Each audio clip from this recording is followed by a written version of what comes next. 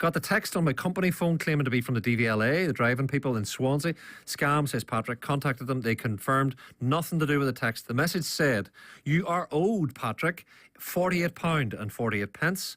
And can we contact you? Telephone number on the message didn't work, but you could click on a link where they ask me for my name and address and those magic words, my banking details. Kevin actually might have a thought or two on that. Let me give you some of the detail on this internet thing. Roaming, folks, obviously. So you thought we had that sorted. We thought Europe had it sorted. The law came in last month. Europe, the EU, banned roaming charges. That should mean free phone calls, text, internet, no matter where we are in Europe, except, well, maybe not. Because this week, O2 admit that they have deliberately slowed down customers' mobile internet speed when they're roaming. It's called throttling. Professor of Cybersecurity at Ulster University is, of course, Kevin Curran. Kevin, well, in a way, they've throttled, but they've put their hands up and said, yeah, guilty. Yeah, they have. And just going by Gareth, actually, a lot of people don't know that a lot of the operators, even though you can roam, like I said, you don't get extra charges now, but you drop from 4G to 3G. Yes. So you never get the fast speeds you get when you're back in the UK or in your home country.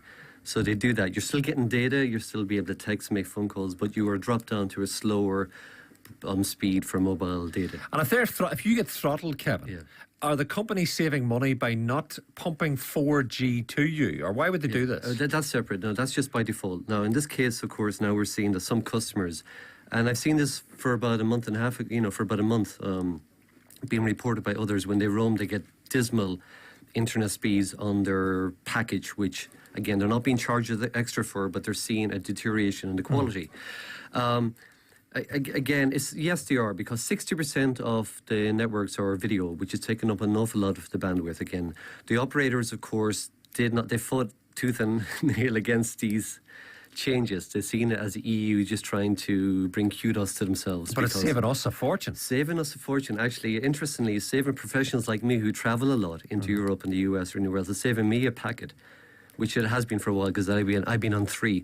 But actually what we suspect may happen is that they're going to bring in domestic charges for people, and you can pay extra if you want to go to Europe. So the cost will be offset to the ordinary consumer who doesn't travel and gets caught up maybe once a year. So it works in my favour, but I don't think it works in everyone's favour. Hey, what about Brexit? Again, we don't know. We reckon that there's going to be no change, because the operators have had this for a while, that the Brexit shouldn't affect it, but who knows? They might try and recoup some money in some ways if they've got the power of Europe behind them against the UK. So they're throttling, Kevin. It's throttling when you go to Berlin is the same as going to Burnfoot. Is that what you're saying?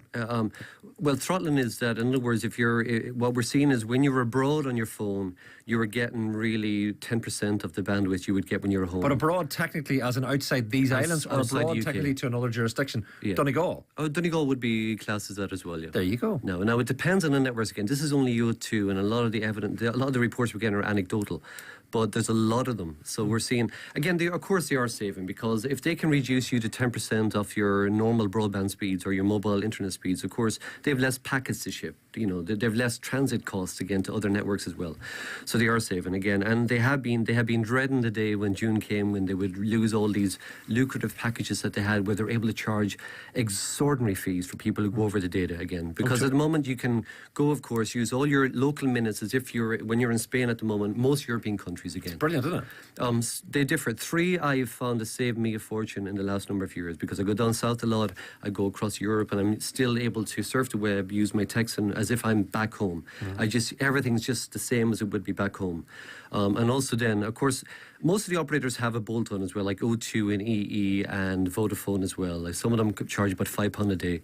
But again, you can generally get a bolt-on. Again, a lot of them cover most of the EU. Of course, they all cover the EU now, but also if you go outside of the countries again, they cover up to 48 and other Here's a bunch of statement from O2. O2 say, we have put temporary measures in place to protect the service experience for customers roaming in the EU. We are working to have these controls removed within the coming weeks. Updated statement, they've told The Independent. Data roaming surpassed all expectations, Kevin. Yeah. We therefore have had to put temporary measures in to protect the service experience in Europe. They've had to turn the heat down. Exactly. These firewalls are temporary, and we're working to have these controls removed within the coming weeks. Let's say what you like about Europe. We have the big stick here, and O2's had to pull their weight. Yeah, no, it's one of the rare things I think the EU have got right. Although we still have to see what happens in a year's time. Will they bring in multiple charges for customers again? But of course, use Wi-Fi as much as you can when you're abroad. Be aware of things like don't use your voicemail. You can be charged £2.50 a minute for accessing your voicemail. Okay. You know, and if you're outside, calls coming in. Use WhatsApp. Try to use those apps which save you a lot of money. Indeed. I'm learning about this, but I couldn't agree with more with what you've just said. Just a wee word about Patrick there, Kevin, when I have you. Fake text. Go on and phone us. Here's the link. Give us your name, address and bank details. Oldest trick in the book, but sometimes very, very believable. It is, especially if there's always people coming online, you know, getting new contracts who've never been there and taking in by these, especially if they get a service that you're subscribed to, like PayPal or BT. If they get the name of the service right, you just immediately, and it's important to you, you immediately panic and you might say, oh God, there's a problem with my... And people do. And on Monday morning, getting the kids in the car, they see something from PayPal or eBay and they want to fix it straight away. And before they know it, they've sent the details. Okay. But just never do that. Just Kevin, thank you for that. It's always great. And I understand it when Kevin explains it, which is most helpful. Professor Kevin Curran there from the Ulster University, across the road from where I'm sitting.